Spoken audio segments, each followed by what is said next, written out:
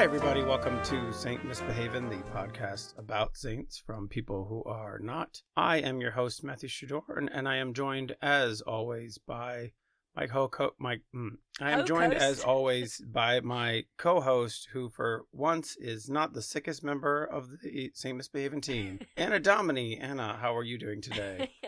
Well, it's only relative, really. Yeah. You've lowered the bar so much that I'm doing relatively well, but still pretty ropey. I've got some kind of back injury that's causing me a bit of trouble, but I can at least talk, so I'm doing better than you. That's good. Yeah, just quite busy at the moment. I went to a wedding a couple of weeks ago, and I'm still kind of wiped out from that. But, like, everyone loves making plans in the summer, and the FOMO is, like, too strong. So I keep doing things when I should be not doing things.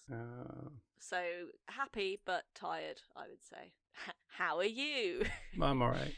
I can tell. I lost my voice. That's why this episode is late. Sorry if anybody's been waiting on pins and needles. You think this is bad. Like, if you're listening and you're thinking, oh, Matthew sounds a bit rubbish, we've had to postpone because on the day we normally record it was I had would have been absolutely no impossible. voice for several days, pretty much. But yeah. So. And as a straight white cis man, that was very hard for you. It was. I had so many opinions I needed people to know about. You became very online. I know. I just started throwing things. People are like, "Oh, I get what that guy's about." Shaking your fist at some clouds. Oh, but I've been. I got sick at my own festival, so. Reaping, sowing, you know how it goes. But anyways, Anna, have you done anything saintly or had anything miraculous happen to you since the last time we spoke? I'm trying to think. You've had extra time. I know. All this time, and I still haven't. Did I?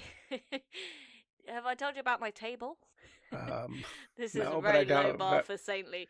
So I, as you know from visiting my house, my dining table was way too big for my living room, which is where our dining room also is, because we live in a flat and not a mansion. And I finally bit the bullet and got rid of it and replaced it with a small table that we bought from Facebook Marketplace that extends. So it's like when we're home by ourselves, we can enjoy having more space, but we can still accommodate guests. It's excellent. But the saintly thing was, instead of trying to sell the table, I gave it away to a charity shop. And it was totally altruistic, apart from the fact that they do come and pick it up for free. So very saintly donating.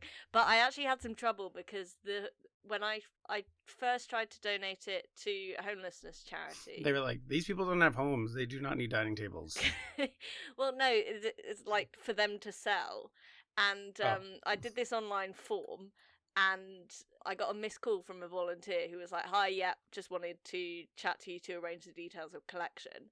So then when I phoned back, another volunteer picked up the phone, and I was like, hi, I'm calling about the table. And they were like, oh, okay, what's the email? And they looked it up, looked at the photos, and were like, yeah, I don't think we'll sell that, sorry.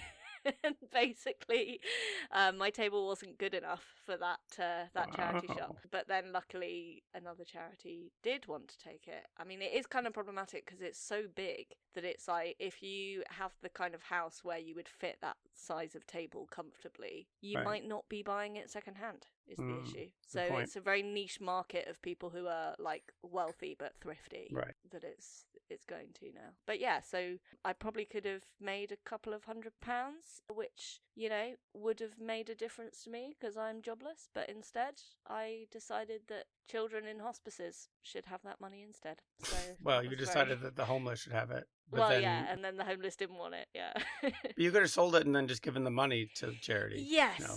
I could have done, but then that would have been a lot more work. Right, okay, I see.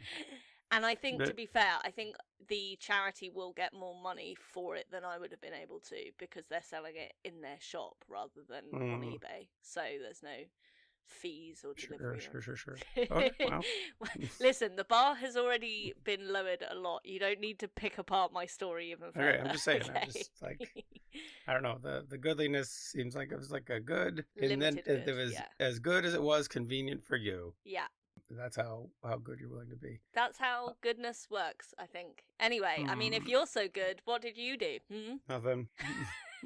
Yeah. I don't know. I got nothing. I mean, I've been You're praying for a miracle cure. I've been ill, and when I haven't been ill, I've been running a comedy festival, and when I haven't been doing that, well, that's kind of saintly, sacrificing your body for the good of art and artists. Yeah, I am. I haven't been doing much of anything. I started. I will say, like, kind of religiously tangential is that.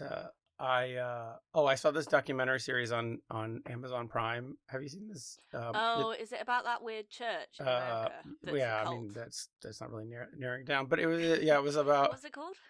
It's called Shiny Happy People. Yeah. I haven't seen it because I boycott Amazon, but I've heard it's good, so I might try and it's pretty good. I don't like. I was like, well, I'm a big REM fan, so I'm going to check this out. It's nothing to do with REM. Nothing to do with REM, it's about those people, the Duggars, who were like, they used to have this reality show called like 19 Kids and Counting, or I think the final iteration was 19 Kids and Counting. It was like 15, 16, blah, blah, blah. But they were counting, so they kept counting, and then they had to keep changing the name. But it was about this family, and it turns out the people who decided to have 19 kids were big weirdo Christians. What? Yeah. I mean, they're basically like, it's not just they were weirdo, they were like Christian nationalists. They were they were like deeply disturbed. We're not dismissing all Christians as weirdos. Or people have big families. I mean, sometimes people just want to get in record books, right? Good for you. But I mean, as a child of a big family, I would say that it's not a responsible thing to do. Because Mama's love may be infinite, but her time and attention and money are not. I guess if Jesus is sanctioning your tax breaks or whatever, then they probably do have like infinite. It was so dumb. I mean, it was like ridiculous. Yeah. They talked about, one of the things they talk about is like, and this is a good thing your parents didn't have more kids, because the one thing they talk about is like, as you have more kids, the older kids start taking care of the younger kids. And when they say the older kids, they mean the older girls. Start like becoming like mothers, like surrogate mothers. And they're like, that's fucked up, because you have this like 12-year-old in charge of a 1-year-old, or sometimes like a 1-year-old and a 3-year-old and a 4-year-old. Is it fucked up, or is it efficient because they don't have to pay for exactly. childcare? But then at the same time, it's just like, well, what about what's going on with this 12-year-old? Who's taking care of this 12-year-old? She can take care of herself. I guess so. As practice for when she's going to take care of her husband. Anyways, basically it's talking about all these like terrible Christian nationalist movements within the U.S. They're probably elsewhere, but I don't know. Just like America, you watch I know about the Westboro Baptists. Era. Yeah. But anyways, they're like, you just, I don't know. I watch it and I'm just like, there's just no bottom to the crazy of this country, is there? So you're from a weird place. It is an odd place. I thought it was odd. Now that I look at it from the outside, I'm like, wow, weirdo. Very odd. Anyways, I would like to recommend that series. I'm 2 episodes in. I got to watch the final episode. Yeah, I like that there's 3, a holy trinity. Every one of these documentary series, it's like, I don't know. There was one the other day I was looking at, and I was like, 6 episodes. I was like, fuck you. You don't need 6 episodes. 3 seemed like a somewhat reasonable thing, but I was like, this could probably also just be like a documentary, but whatever. So there. So I've been enjoying that. So that's Matt's godly recommendations. Saint adjacent act. Yeah. I bestow my blessings upon this media. There we go. Beautiful. Amen. Anyways. So Anna, last week 2 weeks ago 3 weeks ago at this point, sometime in the distant past, we were talking about Saint Junipero. He, a Spanish gentleman who struck out on his own to make his mark in the New World. Oh gosh, So we're on to the second part of his life. Just a quick recap. Where is he at now? He had joined up with the Inquisition. Yep. Because there were non-Palme Christians in the area doing sorcery and devil worship. So that was the stage of his adventure. Is he in Mexico at this point, or I think he was in Mexico. Okay, and we heard how he was into hurting himself in a holy way, and that's where we left off. If you haven't heard part 1, do listen, because I've forgotten what I said. So this is not going to make sense unless you remember the first episode. No, he's basically a colonialist from Spain in the New World. Doing colonialism with the excuse of saving souls. Right. He's an 18th century Spanish explorer. That wasn't the right word. Colonizer. And everything awful that goes along with that. Just imagine that stuff. Yeah. And you're pretty much caught up, but you should definitely listen to part 1. There's some funny bits in there. Yeah. Oh, thanks. Anyways. Likewise. So, yeah, part 2.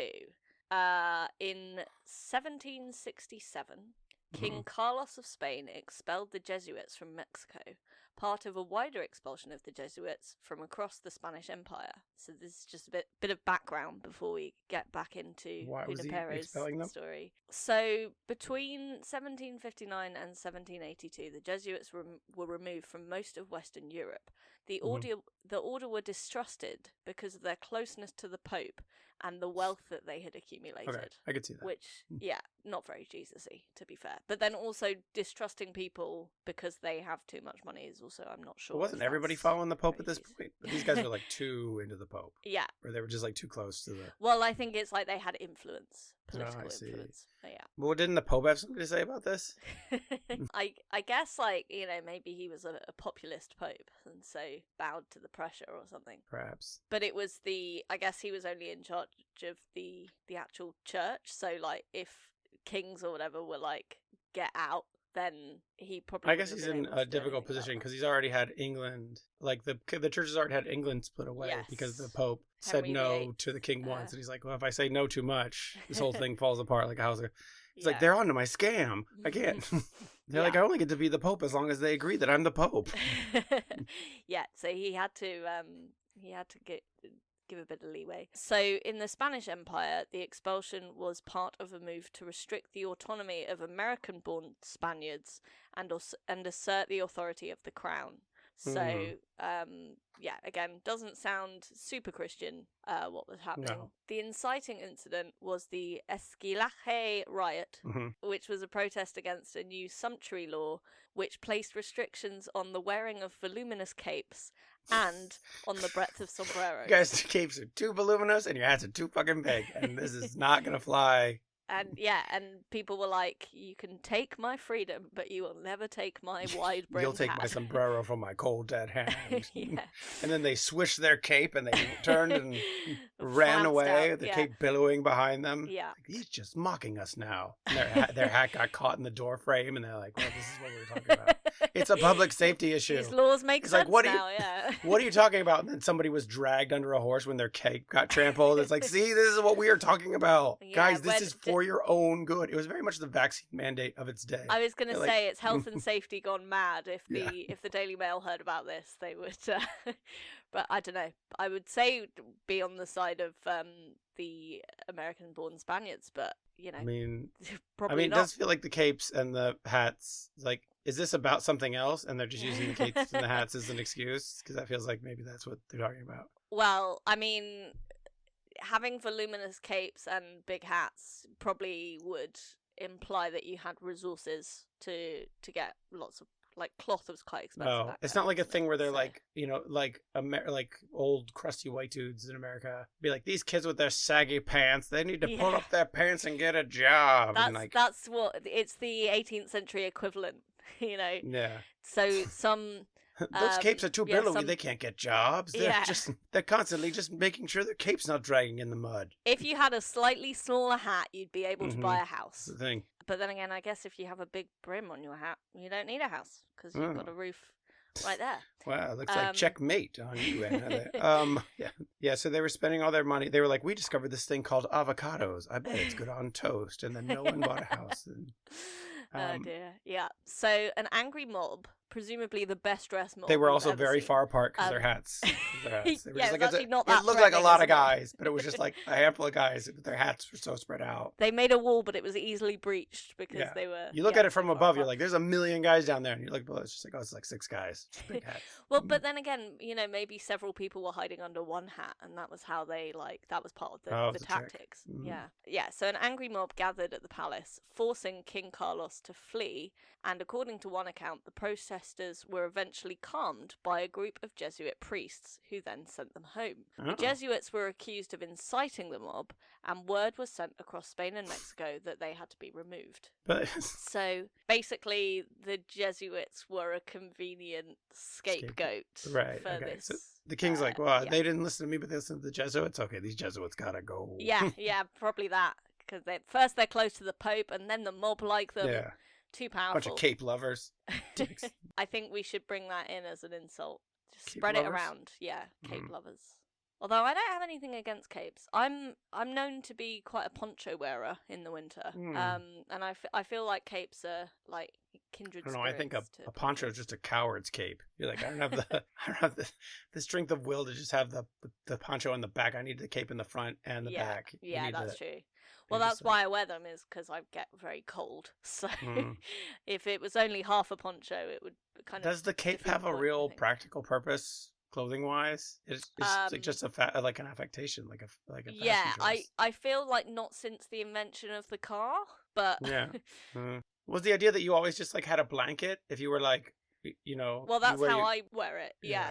In fact, I may have brought it up previously on an episode that Danny bought me a wearable blanket, which is not the same as a cape or a poncho because it has sleeves. And then hopefully you don't wear it outside. No, that is a indoor garment only. I call it my chronic illness sack because it's like the least fashionable thing ever, and it's great. And I did wash it before I put it away for the summer, so it's not as bad as it could be.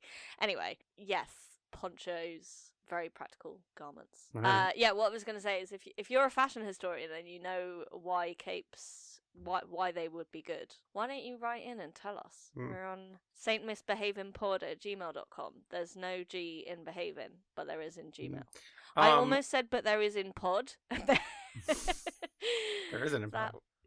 There is not. Yeah, I think it's just a fashion thing. I think, but then like I don't know, but like you have a cloak, which I think is a much more practical. Ooh, what's garment. the difference between a cloak and a cape, though? But doesn't a cloak have a hood? Just shorter. Oh, I don't know. Whatever, it doesn't matter. What has pockets? That's what interests me. I don't think either of I don't know, maybe. Well, it doesn't matter. Sound, all right, look, like let's just. We're not a fashion podcast. We're not yet, but wait till we get sponsored by Big Cape, and then we'll be laughing all the way to the bank. Like, finally, a podcast we can advertise on. It's a very pro-Cape podcast. There we go. So yeah. So, okay, so the king outlaws the Jesuits. He's not a Jesuit, though, is he? No, just a general Catholic. Oh, okay. I don't know, another kind of Catholic. Oh, wait, you mean Junipero? Junipero, yeah. He was a Franciscan, I think. Oh, okay. Because the original Junipero, who he was named after, was... St. Francis's assistant. Yeah, exactly. All right. That's easy for you to say. St. Francis's assistant. In Baja California, Gaspar de Portola was appointed as governor and ordered to expel the Jesuits from the area. Mm-hmm. He dealt harshly with those who rebelled, hanging the leaders. Oh no. Wait, where are these Jesuits supposed to go? Is this just... when they say expel, do they just mean murder? Not my problem. Yeah, they're not welcome in Europe and they're not welcome in the New World. It's like, well, guess we'll just float off the coast of Florida? I don't know. Well, I guess this is in the Spanish Empire, so they could go more north or more south at this point, I guess. The Portuguese are okay with it? I don't know. Maybe. I don't know. Well, was Portugal separate from Spain at that point? So. I don't know. Matter. Okay. So anyway, so it was suggested to the king that the Franciscans should take over the missionary work of the Jesuits in Baja California. And this is where our friend Junipero comes in. Yay! Matthew is so overjoyed he has started to cough to death. So Junipero was appointed as president of the missions by the College of San Fernando. Along with a team of Franciscan friars, he travelled to take over the formerly Jesuit mission at Loreto, where he was welcomed by Portola. In Texas? Maybe? Okay. It's all... Well, I mean, Texas used to be Mexico, so... Yeah. So he was welcomed by this guy, Gaspar de Portola, there. And a year later, he travelled to Alta California with an expedition of 300 men, where Spain sought to expand its occupation. The so-called Sacred Expedition consisted of 3 ships and a land mission, which was led by Portola. So Junipero was supposed to join the land mission with Portola, but as the group prepared to leave, his foot and leg infection became worse. Of course, yeah. Oh yeah, so that's an important throwback. It was like Chekhov's smoking leg. Yeah, I mean, because he got a leg infection because he refused to ride horses because he felt like Franciscans shouldn't ride horses, and then he was going to go on another land mission, and they were probably just like, you sure you don't want to take the boat, buddy? No, definitely land. So he insisted on going. traveling, and was just like, oh, Portola can set off ahead of me and I'll travel by myself. So he traveled alone on a mule. And I think alone in this context means like he still had, helpers. Right. It was a smaller entourage. Right. Yeah. So not complete isolation. So he met up with Portola at Santa Maria, and on Pentecost in 1769. Whoa. Nothing. It's an important date. He founded the Mission Velicata in a mud hut that had been used as a church. He had no incense for the founding ceremony, so used smoke from the soldiers' guns instead. Resourceful. Can you fire some bullets into these holes, please? Or into these walls, please, so I can consecrate this place? So that we can all feel a bit more holy and sacred. I think consecrating a mission in the New World, it's a bit on the nose, isn't it? Yeah, it's a little on the nose. Yeah, it's like maybe he was just self-aware. Yeah, he's like, let's make the violence text and not just subtext to everything that we're doing. Yeah. So at Velicata, Serra's legs became more inflamed, and Portola tried to persuade him to stay and rest. But Junipero replied, "Even though I might die on the way, I shall not turn back. They can bury me wherever they wish, and I shall gladly be left among the pagans if it be the will of God." So again, it's like a lot of these, like when we hear about the martyrs, it's like, are you actually doing that much good if you're just like getting injured and killed, and a lot of resources are going into keeping you safe, and you are shunning those? I feel like it's just not a very efficient way of and also like stuff done. I love how he's like, if you need to bury me by these pagans in this shitty land, it sucks. I hate it, and the people are dumb. Yeah. The people are there. The natives are like, wait, what? We didn't invite you here. You came here of your own accord. You can go home at any time. Yeah. Good point. Very churlish of him. Yeah. So the expedition continued to San Diego, arriving on the 1st of July, 1769. Wait, is this San Diego, California? No, I think so, yeah, because the mission is now to the Californias. Okay, yeah. Yeah, but like partly this Mexico. all used to be Mexico. Yeah. Like California. It all used to be fields. Texas. Yeah. When I was a boy. I remember when we annexed Mexico. What, were you there? Yeah. Yeah, no more than half the expedition reached this destination due to desertion and starvation. Oh. So, or desertation, which is the combination of desertion and starvation. So, is this like the people who deserted? They're just like, I'm just going to start a city here, or no? I think it was just like, it's too hot. I'm going home. Yeah, guys, I'm going home. I'm not really into this anymore.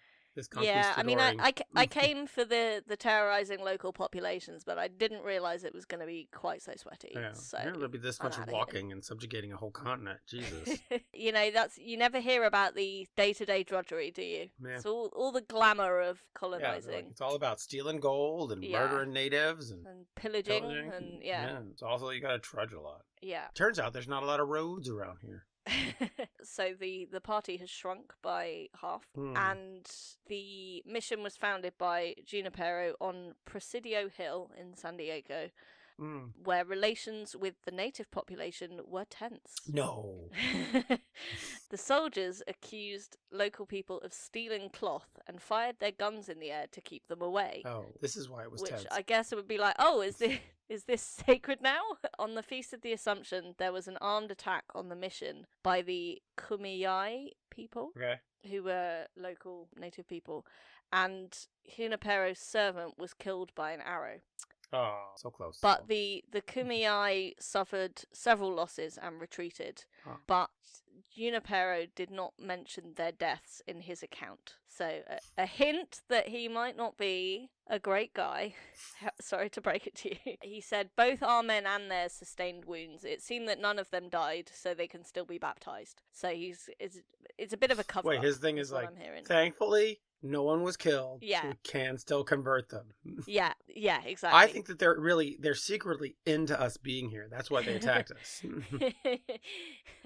Yeah, it's like treat 'em mean, keep 'em keen. Yeah.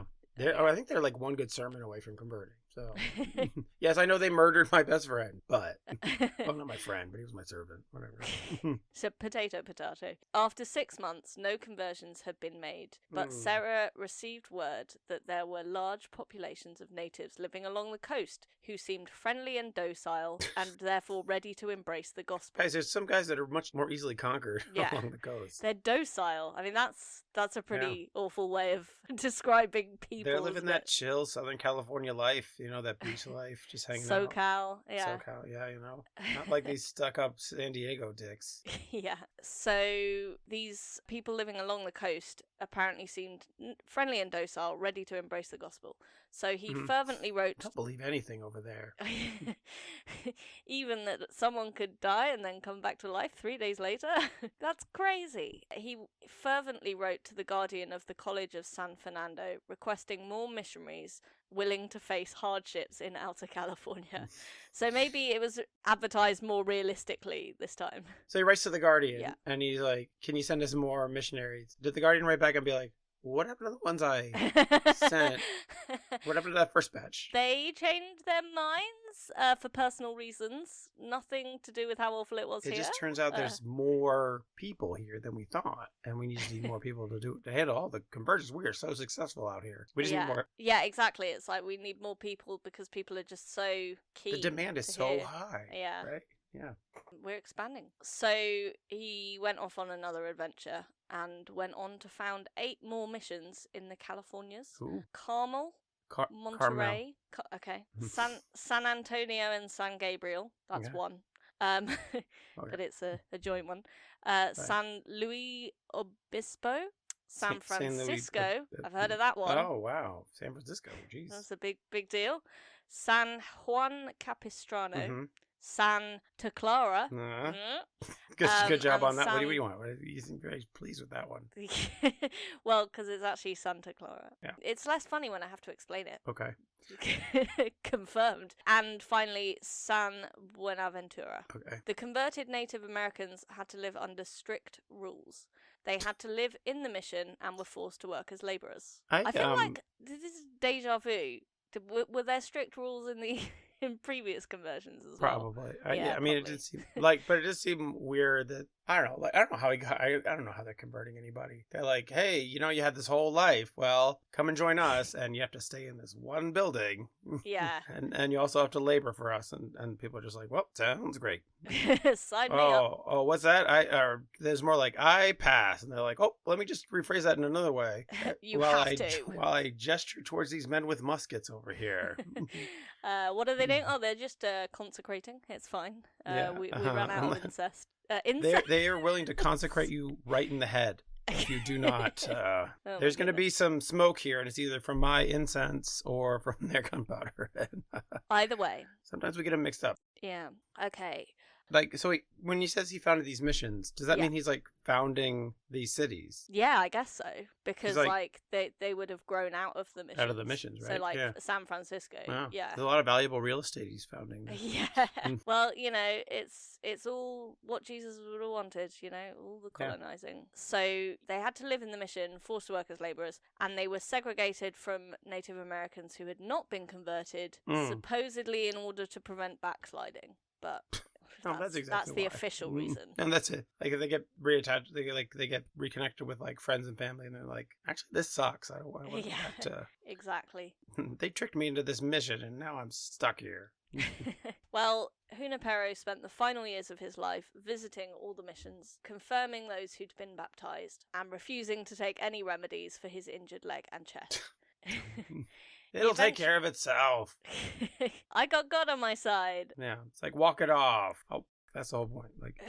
He eventually died of tuberculosis in 1784 and is buried at the Mission San Carlos Borromeo. So I'll tell you about his relics. Oh. So the Mission San Carlos Borromeo is the mission in, did you say Carmel? Yeah. Okay. In California, which still contains his remains and has remained a place of public veneration. The burial location is southeast of the altar and is marked with an inscription on the floor of the sanctuary. Other relics that exist are remnants of the wood from Junipero's coffin, which are on display next to the sanctuary, and personal items belonging to Junipero on display in the mission museums. Oh, they got a whole museum. So wait, did they like... So wait, they like dug him up and they're like, well, this coffin's all fallen to shit, so... No, I think it's quite common for like wood from saints' coffins to be designated as relics. That's the kind of relics you're able to buy and sell on eBay, because you're not allowed to buy and sell human remains. Right, that's right. As we established. Officially. You gotta go to eGrave for that. Yeah, it's just the eBay of the dark web. Yeah. So a bronze and marble sarcophagus depicting Junipero's life was completed in 1924 by the sculptor Joe Mora, but Junipero's remains have never actually been transferred to that sarcophagus. So in a rare feat, this guy's bones have been left the fuck alone. What a rare one for our saints. People were like, should we move his bones? It seems like a lot of trouble. I like the idea that, like, because he had quite a long and eventful life. So, obviously, I think it was just one sculptor doing this bronze and marble sarcophagus. Did he do it on spec? Was he just... But just the way it's written, where it says it's finished in 1924, I like the idea that, like, they started it in 1784 and it took that long because there were so many different things to depict. Right. I mean, but like, did this guy just do this? Like, hey, I made you this sarcophagus. It's like, we didn't ask for this. But yeah, you can put his bones in it. So like, thanks. So moving someone to somewhere they didn't want to be, I feel like that's kind of what Junipero would have wanted. Yeah. But, I feel like apparently not. At that church, they just use it as a cooler every time they have picnics. Just fill the thing with ice. Put your drinks in there. Yeah, very well insulated, so it makes sense. So, his canonization was controversial. Was it? Yeah. Want to hear why? I mean, you kind of know why. Because right? he was, because of all the crimes against humanity he did? Yeah, all that stuff. Okay. even in the Catholic Church, that can count against you a little bit. So he was canonized by Pope Francis, who I previously thought of as a good guy. But wait, this Pope? Yeah. Oh yeah, there's only one Pope Francis. And I guess Pope Francis is a Franciscan, so that's probably why. So he was canonized in Washington D.C. in September 2015, so quite recently. If we'd been recording this 10 years ago, we wouldn't have been doing this episode. Right. There were makes you think, really. Yeah. But for the grace of God, or in this case, Pope Francis. There were protests among Native Americans in California because, like, again, all the colonialism, but specifically... Why? He built all those nice missions that they got to live in. What ungrateful is what I say. Do you, though? No, good. I don't say that. So, Native Americans suffered a lot from European diseases during the time of the missions, and those who tried to leave the missions were often severely beaten. And, opponents argue that Junipero is culpable for a lot of this and for the decimation of California's native population. Yeah, that checks out.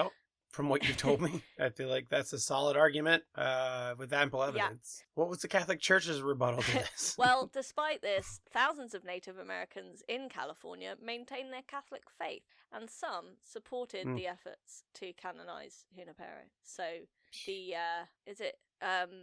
bootlickers. That's the word I was looking for.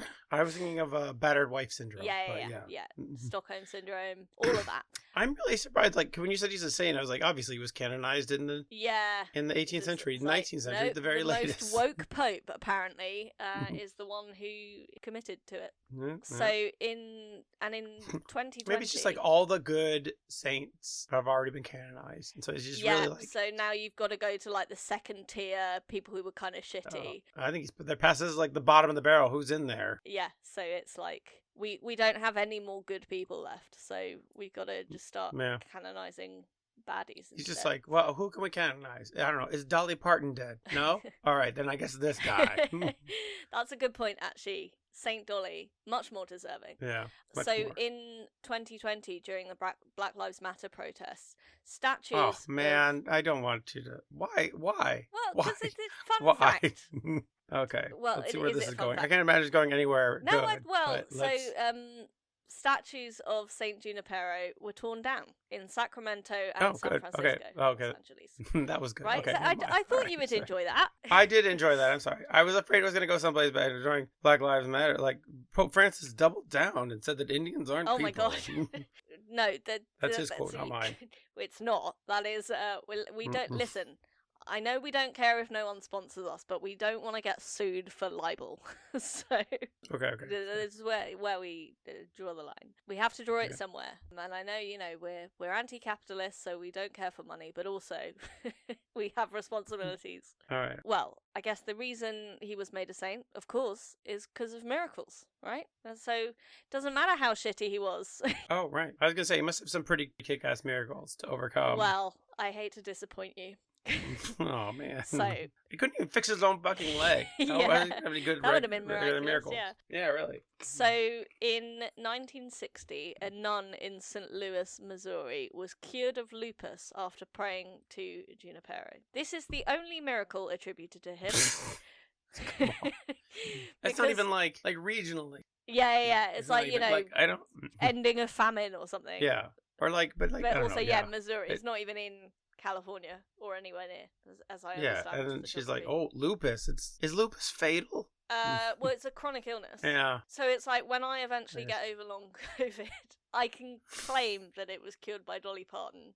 Is Dolly Parton even Catholic? I know she's Christian, but no, I don't think so. So she probably couldn't be. Sadly not. I'm pretty sure she's Baptist. Oh, okay. But she's still the best among us. When I eventually get over my long COVID, which could be in 2 years' time, from anecdotal evidence I've heard, I can attribute it to whoever I want, and then that will be a miracle. Oh, there you go.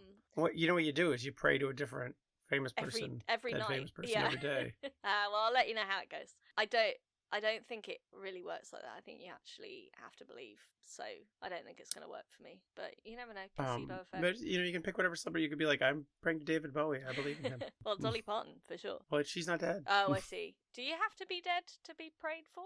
To be a saint? I don't know. I mean, yeah, I don't know. So you could be like, Freddie Mercury cured my long COVID. I guess the point is you can do miracles while you're alive and then also posthumous ones. Yeah. Like, Dolly Parton could cure me now, then die, and then we could campaign for her to be a saint. I mean... I think she'd have to lay her hands on you, but... No. Magic telepathy and stuff, I'm sure. I suppose so.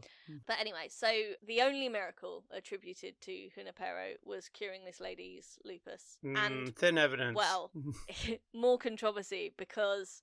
Turns out she never had lupus at all. She was faking it just to get out of nun duties. Also, what are the chances that it's a bloody nun who gets cured, right? As opposed to, someone... Because it isn't the whole point of, God's forgiveness that you're meant to believe that you don't deserve it. So it should be any member of the public should be cured. Yeah. But anyway. Also, why is she praying to this guy? He wasn't even a saint at the time. Good point. And Well, she was really racist, so she just really liked this guy. Yeah. And can you colonize my body with good health? Oh my god. It was just like, but yeah, it's just, I don't know. It just feels like, you pray to God and Jesus, and then you start going down the list of saints. Yeah, and you're he's like, quite near the left? bottom, especially alphabetically as well. Like J, there's quite a lot of saints. Yeah. Anyway, so it was controversial because you're meant to prove that someone did 2 miracles in order for them to be canonized. Yes, I was gonna say one miracle seems like it's not enough. Yeah. One miracle could just be a coincidence. I'm going to need to see 2 miracles here for real. So that it's real, in quote marks. So, clearly Pope Francis was such a big fan of this guy that he was like, we'll let him get in with just one. That's fine. But there was a precedent for bypassing the 2 miracle criterion. Pope Francis also canonized Pope John the 23rd and Joseph Vaz without verifying 2 miracles on the grounds that the holiness of their lives outweighed the need for miracles. I'm not sure you could argue that of this guy, though. Yeah, this guy does not make the same I don't know about those guys. We'll talk about them some other day, I'm sure. But maybe, yeah. But like this guy's the holiness of his life. The other thing is like Pope Francis is from Argentina. Like he knows, presumably, he is aware as an Argentinian native of the pain and the horrors of colonization has had. You'd think, wouldn't you? On South America, Central America, native populations, and you would think he would be hip to that stuff. Well, yeah, like as I said, he is like the most woke pope in recent. It's a low bar. Yeah, of course. In the same way that you're the healthiest member of this podcast. Yeah. It's a week of comparisons. Let me see. Pope Francis. What's his bloody deal? Oh, interesting. He was a Jesuit himself. So again, weird that he would be that he would like. Wait, well now I'm starting to question whether the Pope is infallible or not. This is very. I thought you were about to say you question whether the Pope is Catholic. No, but, no, this is definitely a Catholic move. Yeah. But, anyways, all right. So despite all controversy, he still manages to sell out arenas, and no, he's still becomes a saint. So as well as these two guys that Pope Francis canonized in 2000. Pope John Paul II waived the requirement for 2 Chinese martyrs and their 119 companions. Again, feel like martyrdom more of a justification. Because really the only thing that Junipero was a martyr to was his own hubris with refusing treatment and stuff. But yeah, so Francis announced the canonization during his visit to the US. He's like, I know what you guys love. Racism. Yeah. Clearly. I'm trying to meet you on your level here, America. So yeah, that concludes Junipero's adventures and his afterlife. The end. Based on all of this, have a go at some patronages. I don't have very good patrons this week. Is he the patron saint of Gunsmoke? It's got so many uses. Incense, intimidating local people who try to rebel. Yeah. There's at least 2 signals. Beating people who just don't want to do what you want them to do. Beating people trying to leave. That kind of thing. So many beating people, in fact. Many people. Yeah. Is he the patron saint of converting the docile? Not officially, no. I love that they say docile, like these guys won't run away while we're talking to them. They're just kind of hanging out. So don't worry about it. Like, they're not very fast. So are they receptive, or are they just, got other reasons why they can't escape? They're a sleepy people. I hope nobody docile's a horrible thing to say about human being, especially to about a group of people. Yeah. Yes. Is he the patron saint of Silicon Valley? Because he seems to have founded all the cities in there. He is the patron saint of California. Yeah. Oh. So not quite. He's not the patron saint of tech bros.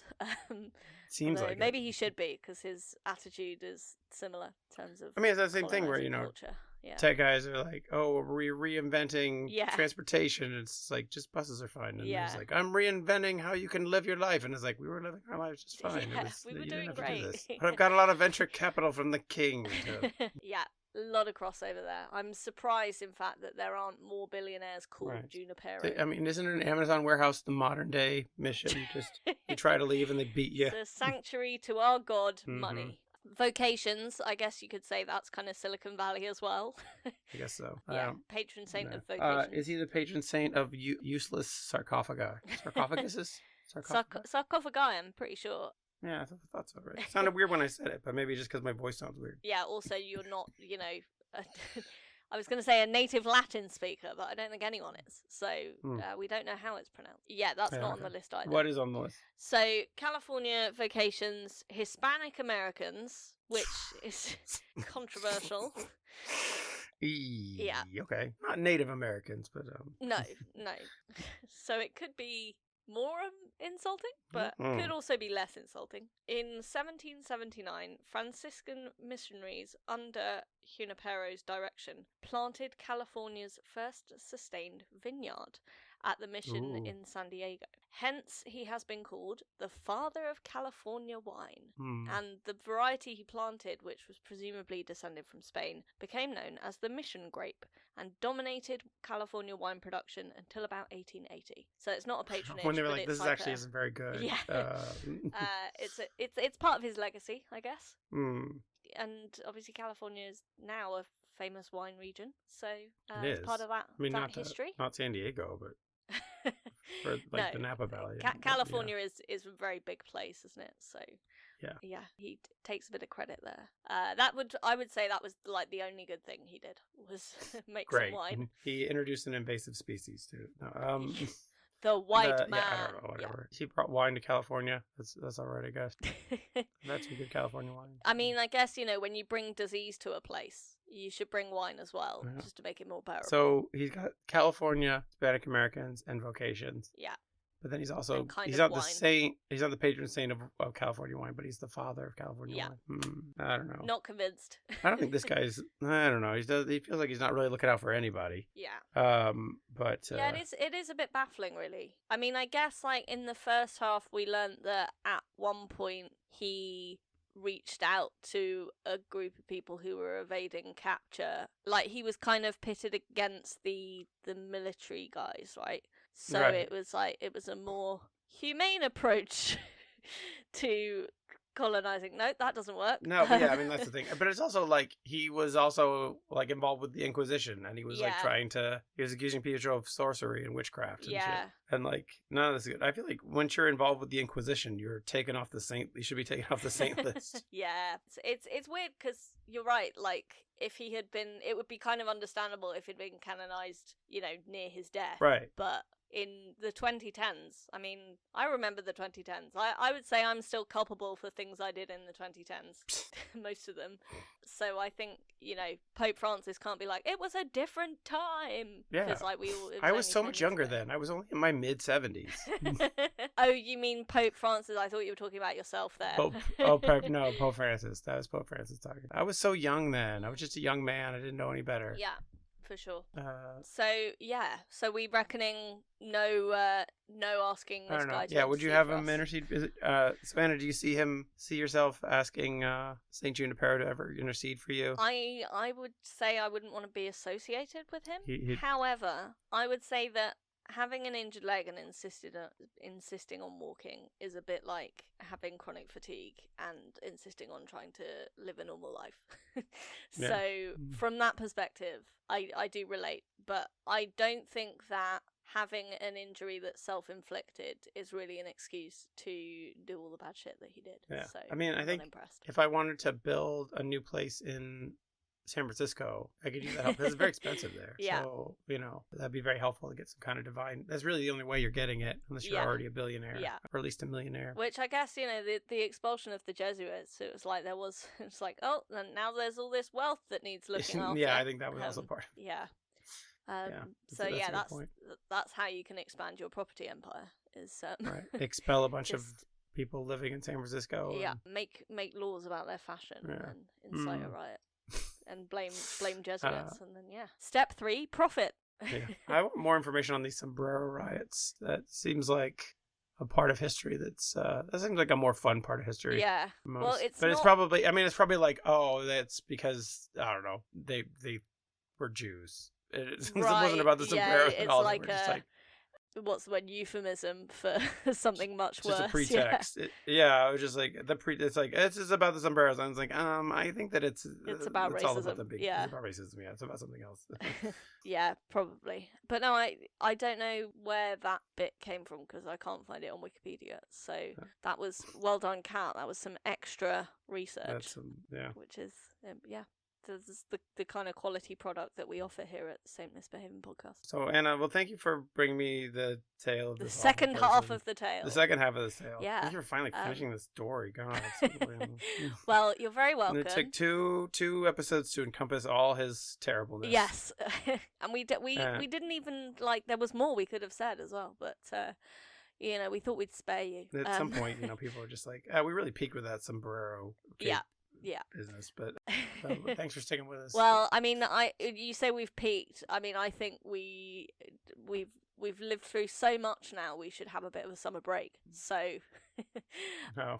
Yeah, I was gonna say have a blessed day, but have a blessed summer. Yeah, I think we'll be back at the end of August with new episodes again. In the meantime, if you haven't listened to every single one, why not go why back? not just have fun and listen to some of the ones where we weren't as good. Or you can listen to, like, we reference a bunch of episodes in the last episode. Yeah, so there we go. Do your follow-up homework. But we'll be back in August. Well rested, hopefully. Yeah, hopefully we'll be able to hear you by that point.